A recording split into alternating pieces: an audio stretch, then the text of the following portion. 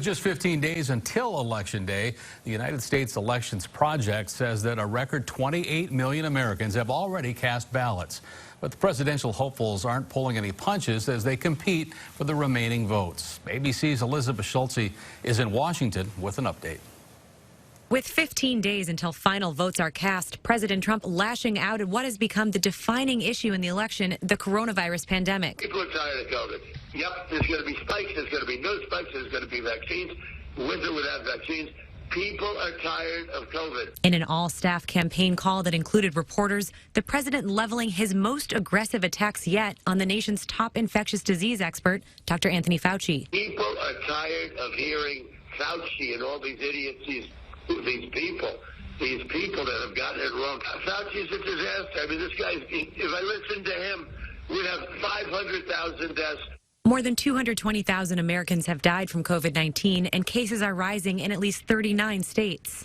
The president now making an aggressive push in many of those states as he trails Joe Biden in most national and battleground polls. Trump today holding 2 rallies in Arizona, a state he won in 2016. 15 days from now, we're going to win the state of Arizona, and we're going to win 4 more years in the White House.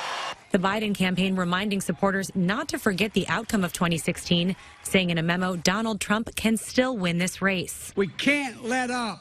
But the former vice president off the campaign trail today, instead prepping for the final presidential debate this Thursday. His running mate, Senator Kamala Harris, campaigning in Florida today during the first day of in-person early voting. A record 28 million Americans have already cast their ballots in the election, with that number increasing by the hour. What you will do by early voting is you will be the first to put our country back on the right track. Elizabeth Schultze, ABC News, Washington. Thursday's presidential debate in Nashville will be the final face-off for both Joe Biden and Donald Trump.